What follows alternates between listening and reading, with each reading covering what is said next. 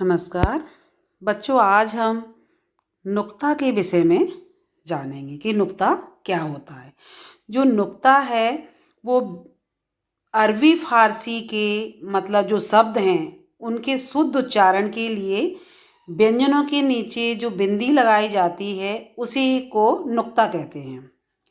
नुक्ता लगने पर नुक्ता लगने पर उस अक्षर का उच्चारण परिवर्तित होकर किसी अन्य व्यंजन का हो जाता है। जैसे ज के नीचे नुक्ता लगाने से ज बन जाता है। नुक्ता संस्कृत या हिंदी के मूल शब्दों में नहीं लगता, क्योंकि संस्कृत या हिंदी में वैसी ध्वनियाँ हैं ही नहीं। उर्दू में नुक्ता वाले उच्चारण सिर्फ ये 5 क, ख, ग, ज और फ। तो आप ये देखोगे कि जब इसमें नुक्ता लग जाता है तो इसका उच्चारण भी बदल जाता है और इसका अर्थ भी बदल जाता है। तो इसे हम आगे देखते हैं।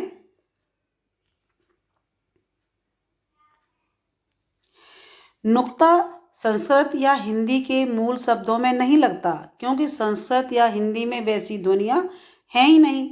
उर्दू में नुक्ता वाले उच्चारण सिर्फ ये 5 हैं। तो इन्हीं का हमें उच्चारण जब हम करते हैं नुक्ता लगा करके तो इसका अर्थ भी बदलता है और इसका उच्चारण भी बदलता है। नुक्ता के प्रयोग से उस वर्ण के उच्चारण पर अधिक दबाव आ जाता है। ये हमें विशेष ध्यान रखने वाली बात है। जब हम इसका उच्चारण करेंगे तो इस पर दबाव आ जाता है। ध्यान रहे, नुक्ते वाले शब्द अंग्रेजी, अरबी, फारसी या किसी भी भाषा के हो सकते हैं, भारतीय मूल के शब्द नहीं।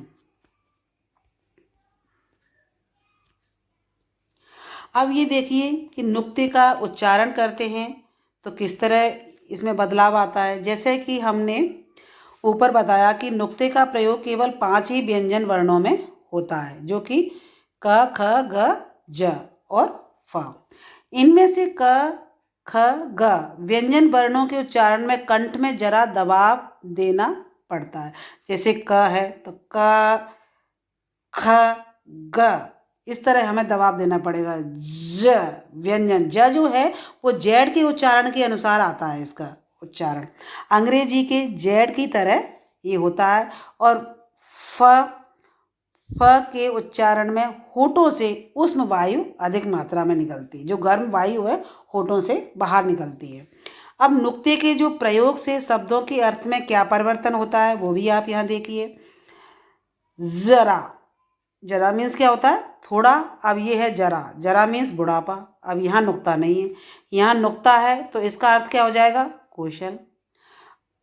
फन, यहाँ दबाव पड़ रहा है और ये नॉर्मल फन, तो यहाँ सांप का जो आगे का भाग हो गया, सर्प का।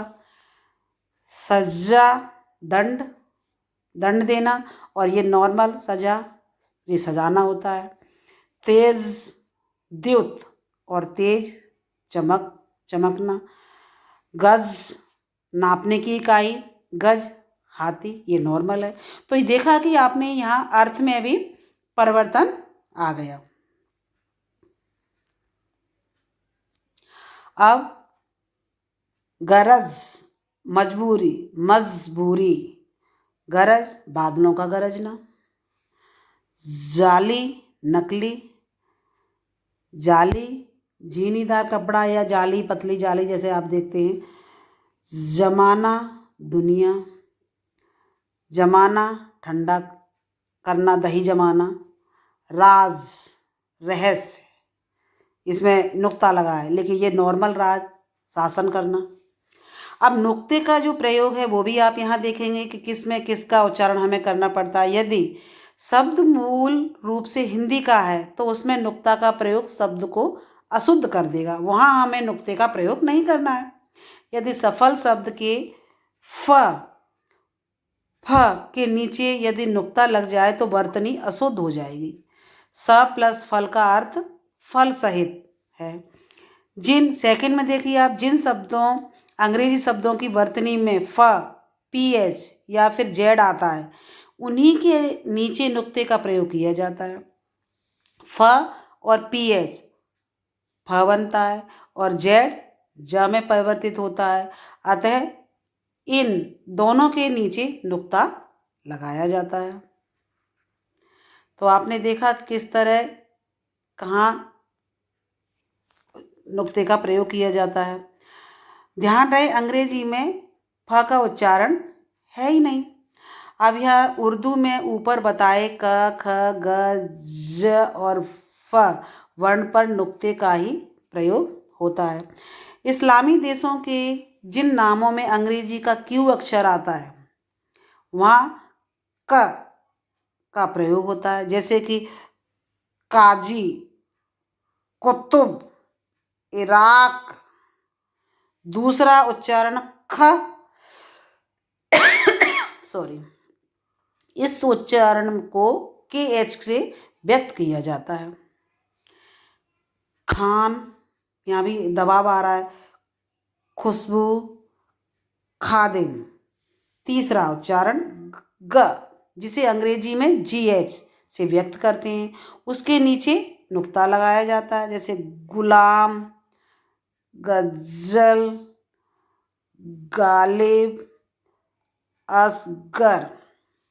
चौथा उच्चारण है ज, जिसे अंग्रेजी में जेड से व्यक्त करते हैं, उसके नीचे नुक्ता लगाया जाता है, जैसे हजरत, जोहरा, जीरो, जेबरा। पांचवा और अंतिम उच्चारण फ का ध्यान रहे कि उर्दू नामों में केवल फ ही फ का उच्चारण देता है। पीएच से उर्दू में फ का उच्चारण ही होता है।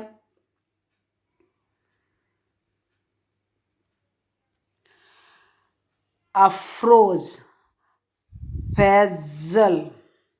ज, ज तथा फ ये दबाव आ रहा है बोलने में, तो इनका है ना, आप ये देखिए यहाँ कहीं ये उदाहरण दिए हुए हैं, जैसे दरवाजा, इस्तीफा, तूफान, मर्ज, फतवा, फरमान, जरूर, कौम, खुदा, फकीर, फाका, फर्श, फर्ज, मजबूर, करीब, फारसी, फिदा, रफू, मजदूर, जुल्म, ताजा, फीता, जाफरानी,